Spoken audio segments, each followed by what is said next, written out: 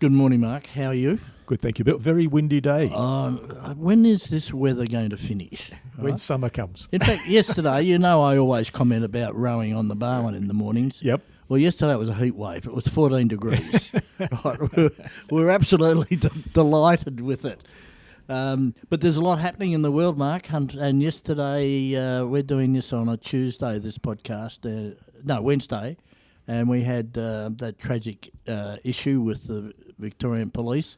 And, really, words can't express what we think about that. That's just horrific. That's it really right. is. That's right. So, Bill, who's today's guest? Well, today we're actually in, I was going to say sunny Wyndham or Werribee, but it's not so sunny and it's damn windy. But delighted here. We've been on a journey with some mayors, Mark. We have. Right, and they're sort of connected because it relates to, I guess, the corridor from Wyndham to Devonport because of the ferry. Yep. That's how we worked that out. So we're here today with Mia Shaw, who is the Mayor of Wyndham. Good Welcome, morning. Mia. Yeah. Hello. It's great to have you here in not so sunny Wyndham today. That's right. But it's really lovely to have you both. Well, Mia, one of the reasons I got in touch with you was that I came to a session you had, which was the Avalon Corridor down here at the Holiday Inn. Yes, that was the Committee for Wyndham. The Committee for Wyndham put that on here at the Holiday Inn, and our CEO spoke at that event. That's right. So the connection, Mark, being that Avalon is a bit of it's going to be a huge hub by the time they finish, and Wyndham's connected, via obviously the highway. There's got a memorandum of understanding with Geelong, and there's a memorandum of understanding with Devonport, with Geelong, because that's really the bay, the ferry is the highway. Yeah, that's right. So that's how I really thought, there's a candidate for a podcast. Oh, excellent. Well, I'm glad you thought of me. But, yeah, it is an important corridor. And while Avalon does sit in the city of Geelong, it is important, certainly from the west here and certainly for Wyndham as well. And we do have that great memorandum of understanding with Geelong. Stretch and I signed that a few months ago. So work is starting on that, which is great. And what I thought was interesting, Bill, and we've both commented on it, is the vibe in the council chambers when we walked in today. We walked in here today and the unbelievably place is good. jumping. It is fantastic. Yes. There's all these different community groups and discussion groups and great little cafe pumping out food. I think it's fantastic. So well done. Well, thank you. It is a great vibe. And actually we do get other guests, and visitors that come and do comment on it. It's terrific. And you can walk out here, go grab a coffee, and you can have a quick chat to people, and people are milling around and having meetings, and it's really lovely. And as you say, community groups and other people visiting our chambers. It feels comfortable. It does. Rather than the stark... Don't we've got to build a new toy thing, right? Okay, Mia, where did you go to primary school? Let's start. I did hear that was your first question after listening to a few. I went to St Peter's Primary School in Hoppers Crossing. So I grew up here in Wyndham, in Hoppers Crossing, and that was the closest, Catholic primary school. Grew up in a Catholic family. So I did, St Peter's Primary. It's still there today, still a great school. And then from there? From there I went to MacKillop College in Werribee. Yeah, I know that, yes. Yes, and my son's actually there at the moment, so he's following in my footsteps, and he's going there too, so he's in his first year there. Yeah, so I went on to MacKillop. So, growing up here in Wyndham at the time, there weren't that many high schools, secondary schools to go to, and you sort of went from one Catholic into the next one. So I went to MacKillop, a great school, and still have a connection with them. And am I right saying they've just recently done some new buildings? Yeah, they've done quite a bit of work in their campus here in Werribee. They're also building a new campus out in Wyndham Vale, Manor Lakes Way. So they're going to be expanding in Wyndham, which is great. We need more schools here. We've got a big population. Huge population. So they're looking at doing that because obviously they've got a lot of people from the sort of Wyndham West there, coming to Wyndham and Tarneet. Well, we're regular train travellers. Yes, we know what the stations are like. They're very busy. Yeah, that's right. Very busy and train also, stations. Mark, there's a Shores Road in Werribee, and that's named after your grandfather there. Is that right? It is named after. It's named after my great-grandfather, actually. So great-grandfather. my father's grandfather. So it is Shaw's Row. We're very proud of that, and I've mentioned this and talked about this a lot of times that. He was on council here as the Shire president 3 times and was on council for 47 years. Wow. So, Well, that's a punishment. Right? Maybe not back then. I can't imagine I'll be here for 47. I'm in my 9th. But, so it was named after him. So Shaw's Road Bridge. And then on my mother's side, so my 2 great-grandfathers served on council together. So he was my maternal great-grandfather, so my mother's grandfather. He was at Altona Council, and they served on council together many years ago. That's cool. Yes, it is a cool story. And your ward that you represent, does that take in South Werribee? It does take in Werribee South. So the new Werribee Park ward, as you know, we moved to single-member wards this term of council. So it does take in Werribee South. Yes. And boy, there's a lot going on down there. Yeah, look, it's our market garden area. It's our green wedge zone, and there's some housing, and the Wyndham Harbour's gone up there. The development now, beautiful part of Wyndham, and the equestrian centre, the hotel. The winery, the equestrian centre. The zoo. Yeah, and the rose. Don't forget the rose garden. The rose garden. The zoo is there. We've got the elephants there now at the Werribee Zoo. They've been a huge attraction. So, it's a great part of I'll take Wyndham. you back to the 1960s, and I was driving soft drink trucks for my father. We owned a soft drink company. And I'd leave Geelong with a truck full of all these crates of soft drink, and I did all the market garden families around South Werribee. Right. I reckon they must have been swimming in soft drink in those days.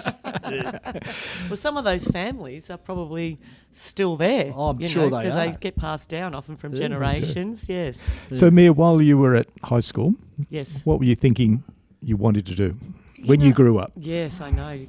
I didn't know, actually, at the time. I didn't know what I wanted to do, and I knew I wanted to go on to university, and my parents certainly encouraged me to do that and wanted me to do that. So after I finished high school, because back then I think I was the last year, like it was HSC, not VCE anymore, so showing my age, aren't I?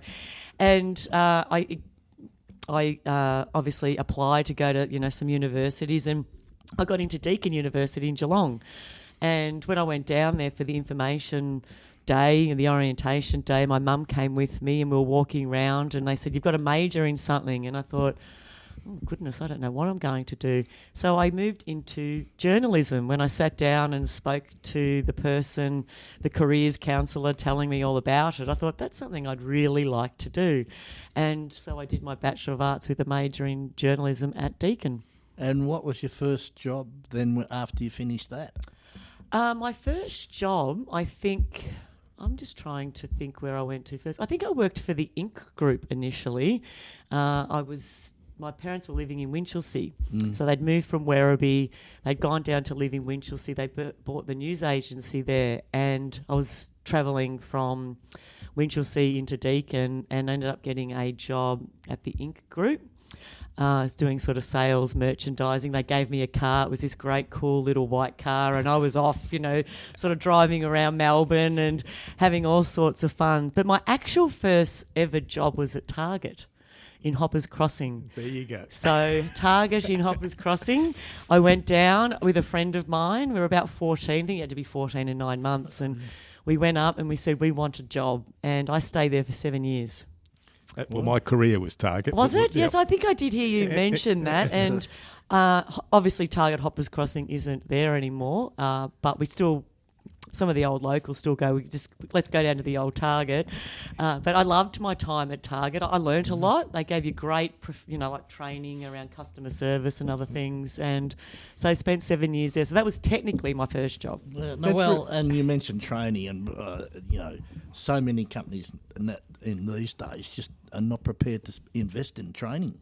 And that's the difference you notice wherever you go. Yes, and I think back then Target did invest in a lot of time in like customer service training. So it did teach me a lot about customer service, dealing with people, dealing with the public, and you met great people too, and had a lot of fun, and you earned money. You know, back in the day, you knocked on the pay office. Yep. They gave you your pay slip, and there was cash in it. Oh, that's right. You know, not anymore, of course. So that was technically my first job, and then as I left uni, I went to the Inc Group and kind of moved through from there.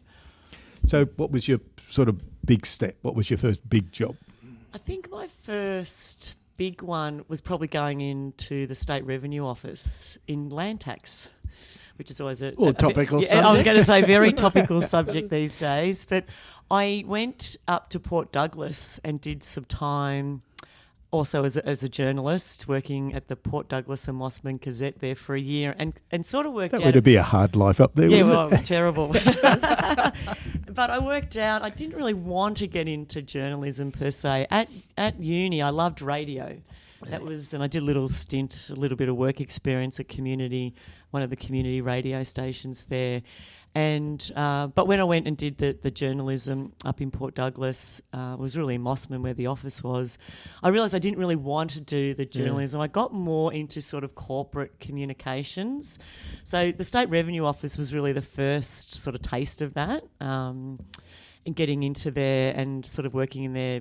They called it, I think they called it communication education or something, and you were sort of educating the public about all the different taxes, you know, that the State Revenue Office were doing. But that's what sort of got me into it. And then I moved, you know, from there to ANZ and then to NAB, and NAB was really in corporate affairs where I really honed those skills.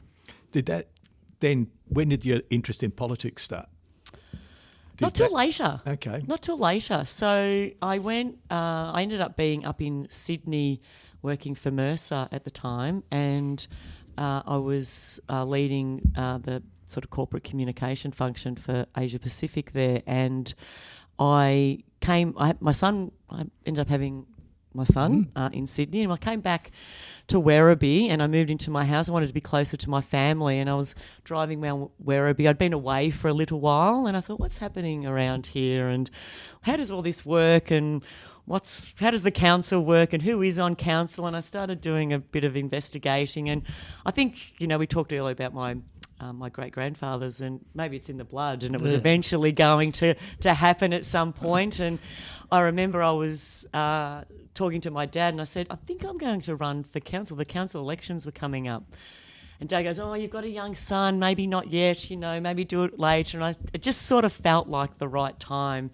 And I ran, and I was elected, which was fantastic. So that was 2016. But the interest in politics started later, and I think it was more about community and ensuring that we were getting, you know, I wanted to make sure if I was going to raise my son here, that, you know, he had great opportunities, you know, in Wyndham, in Werribee, and that's really how it started. So your communications background, have you found that's helped you? Oh, that's been really helpful. So certainly when you're campaigning, it's helpful. You know, messaging, you know, how do you frame those things up? What channels do you use? So that's been really helpful.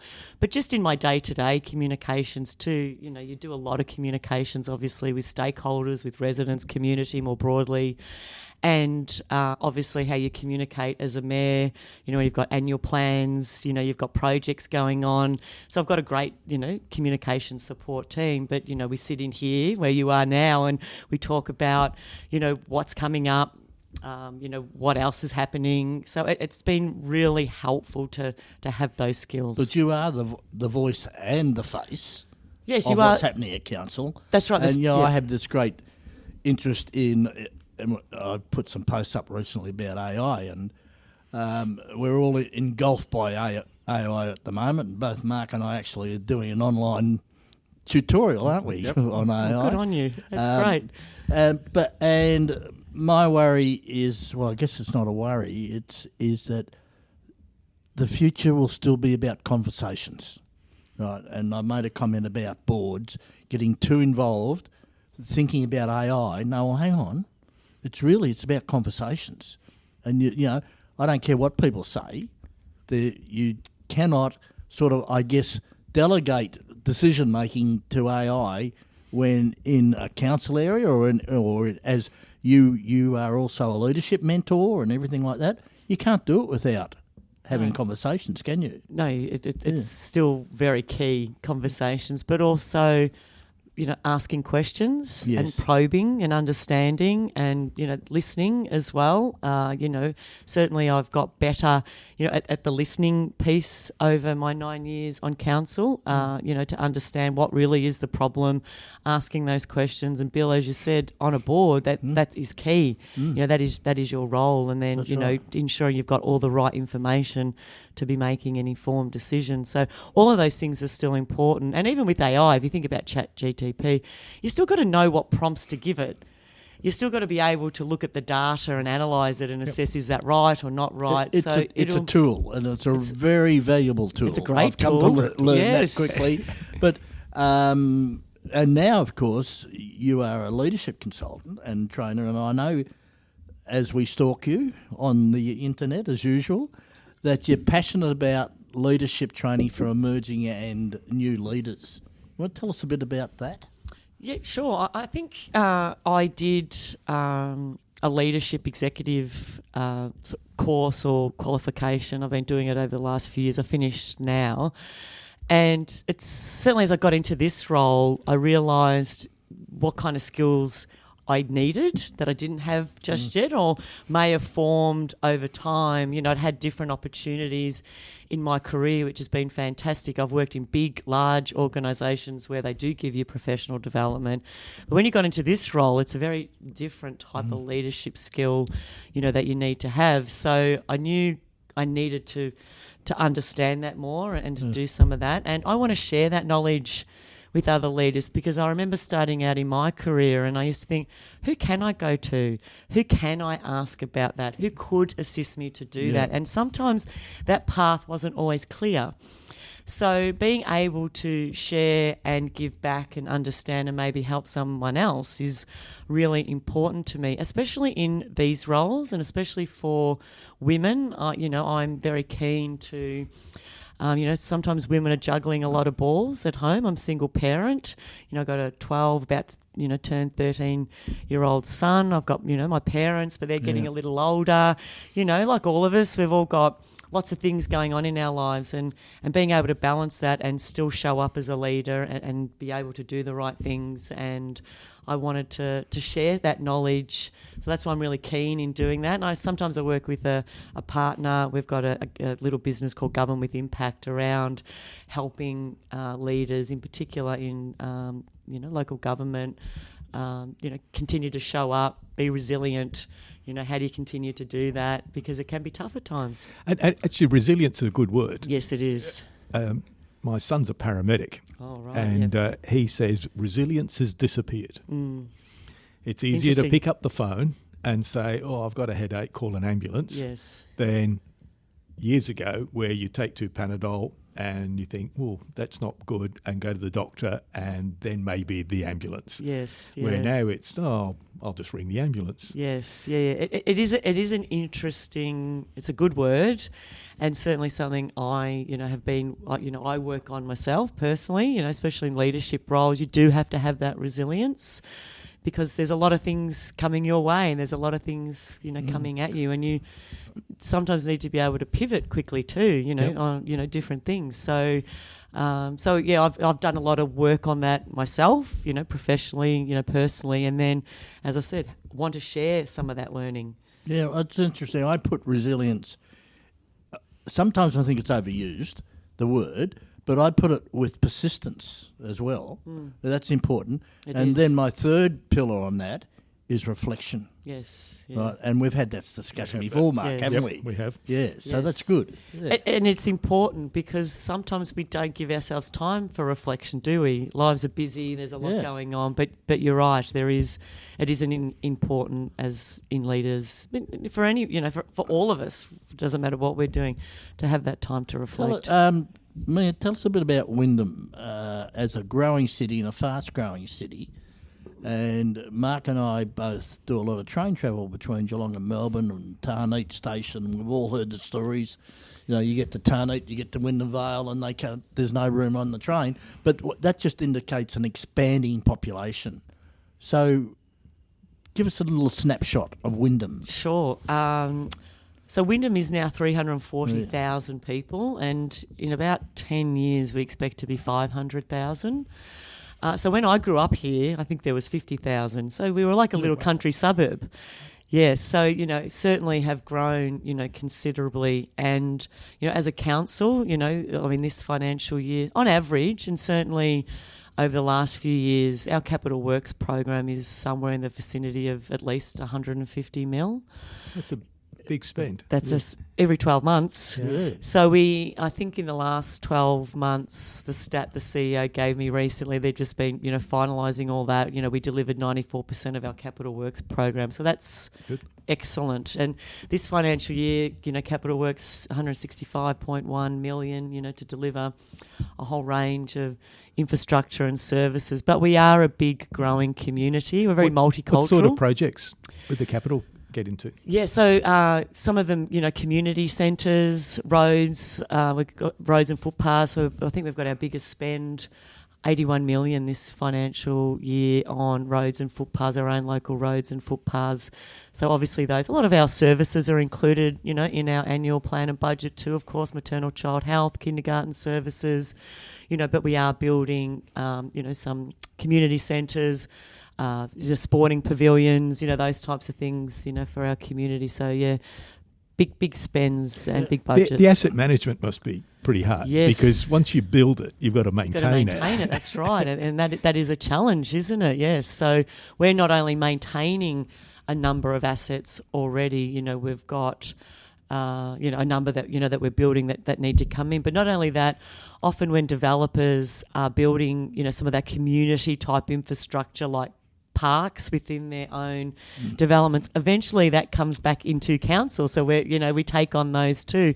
I think the director who looks after all of the sort of assets and the infrastructure and the capital works program, $7 billion of assets that we have under management. So big number. They are big numbers. Right. And with this increasing population, of course, the employment is really critical. It is. So I recall the state government set up some precincts. Have you got an industrial or an employment precinct?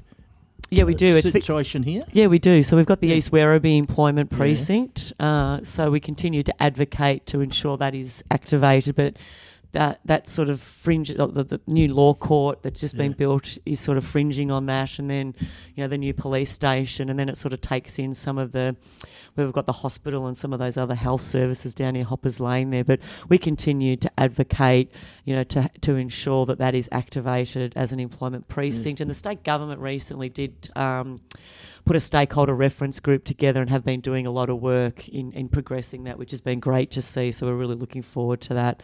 Continuing over the next few years. But that's our main one. We've got a lot of industrial type land and development, and obviously already, big companies that are already out there, sort of our Laverton North way. So we've got to really expand. And then we're just talking about Werribee South. So we've got a really, diverse type of, infrastructure and things going on in Wyndham, which is great. I'm assuming Avalon plays a part in, because there's some quite big Amazons in there. Yeah, they've just gone in, haven't they? Yeah. So certainly we want to take what advantage, how does that work for Wyndham, which is why that's part of the MOU, to see how we can do that work together and what does that mean. Because if we've got an employment precinct in East Werribee that's activated and you've got the Avalon Airport and you've got some of those big companies there, and connecting to our Laverton North, we've got some big companies out there too. It's great for us, certainly for our local economy and, more for local jobs. The stat, I think, is still around 70% of people leave Wyndham to go to work. It's interesting because we were I'm trying to think where we were, Bill, but the comment was passed, how do we get the people from Wyndham to come and work in Geelong and not go up to Melbourne? Yes. So that's right. It's interesting. It really is, yes. And one of the things, we've been talking to with Geelong is, and something we're keen to talk to the state government about, is reactivating the Werribee and Geelong line, because obviously with the regional rail link... Mark, what were we talking about? Talking about it on the way here. Oh, were you? There you go. I mean, you said you get on the train a lot. Bill too, and Mark, I think you do as Yeah. well. Yes, it's sort of taking you out Wyndham Vale through Tarneit, but between Werribee or Wyndham and Geelong, it's over 1 million people. Or so it's going to be soon. It's somewhere around that number. We'd love to see the Werribee and Geelong line, reactivate. And that's something we'll be working I'll go on. and spruik for you. And Good on you, please do. Electrify the line down to Wyndham Vale or Tarneit. Put it on the metro line. Yeah, or we just, reroute the Geelong train or V line back through Werribee. We'd love it to come back through Werribee. I think it's time to reconnect that. And at the time, I must admit, personally, I was disappointed to see that was the decision that was made. But I think now is the right time to start saying it's a good opportunity to reconnect To rebalance it now that... I think so. Now that it's... Tarneit, I just feel for the people because we're on the train from Geelong. We have a seat. You have a seat straight and there's away. these faces pressed against the glass, all looking, going... And then everyone pours in. Yeah. And then coming home... If I'm standing, I don't care because I know as soon as I hit Tarneit, everyone gets off again. Now, anyway. outside of being at council here, of course, and going to functions every night and breakfasts and seminars, and I notice you're on the VLGA group as well, etc., etc. Yep. What do you do in your spare time? Do I have spare time? Yeah. I love spending it with my son. He's older now, as I mentioned. He's 12 going on 13. He's been getting into sport. Yeah. They're getting interested in other things, hanging out with their friends. So you're sort of dropping off and picking up a little bit. Spending time with family and friends. I actually love being at home and doing that. And yet, as I said, catching up with family and doing those sorts of things. You're also on the Werribee Footy Club board and the Werribee Racing Club board. I was. Yes. I was. Look, I'm passionate about the city I grew up in and want to see great things happen. And so I was, I think I did 3 years on the Werribee Racing Club, which is great. And I think we've got our own racetrack out there. We have the Werribee Cup, which is being held in December again. That's started to get really great momentum. It used to be like the event on the calendar when I was growing up, here in Werribee. And so it's good to see that getting momentum again. And then obviously the footy club, a VFL, very successful, certainly in the last few years, the VFL side. And my dad's been involved, as a trainer down there. So it was great to be on the board there. It gives you really good insight too into sport and, governance around, sporting as well. So yeah, had a great time on both those boards. But sometimes you've got to step off and, think about doing other things. And obviously in the mayoral role, this is a really busy role, for Wyndham. So it really takes up a lot of my time. Is it still the case that the Werribee Racing Club is the quarantine centre for all the Yes, it is. foreign horses that come in, particularly in the Spring Carnival? Yeah, it is. So that's still the quarantine Spring Carnival. I actually had a coffee with Adam Wilkinson, who's the general manager at the Werribee Racing Club. They're doing awesome work and they're gearing up now for quarantine again, ready for the Spring Carnival. And then just as all the horses start to leave, that's when, they've got their first big event of the year with Werribee Cup, so that they've got a busy time. A lot happening. Well, talking about horses, Mark, I mentioned the equestrian centre before. Have you ever been down there when an equestrian event Huge. is on? Huge. Very it's busy. Unbelievable. Yeah, it's really busy, yes. So, Mia, 5 years' time from now, what will you be doing? 5 years' time. I'm not, I'll still be on council, maybe, or not. I don't know yet. So you'd still like to keep running? I'll make my mind. I always sort of make my mind up, as it gets closer. It gets closer, I must admit. And 5 years' time, I hope to still be working, doing leadership, sharing my knowledge, growing my business. Who knows? I'd like to be on some other boards. I'm really interested in that. I know we talked earlier a bit about the AOCD and I've done all that. And those types of things are really, that governance and decision making at that table, that strategic piece. I really love, and I've really enjoyed being able to do that on council, and I really got to, as time went on, got more passionate about it, and so hopefully I might be sitting on a few boards, spending time with my family, spending time with my son, doing a bit of travelling, still doing some of my leadership work. Who knows? Who knows? Yes. So govern with impact, your business. Govern with impact. I do that. Yes. How do we find you? Generally on LinkedIn. LinkedIn. I'm always on LinkedIn. Love to connect with people. I think both of you are on LinkedIn too. It's just a great tool to connect with people, and I love that. But govern with impact, that's where you find me. on Excellent. LinkedIn. Yeah. Mia, thank you. Thank Great- you. It great was so great to conversation. chat. It's been a great chat. It has. Yes, and It's been lovely to meet you both. And thank you for coming out to Wyndham. It's our great. pleasure. And good luck with whatever you do in the I future. really appreciate that, and good That's luck good. to both of you. Yeah. Thank you.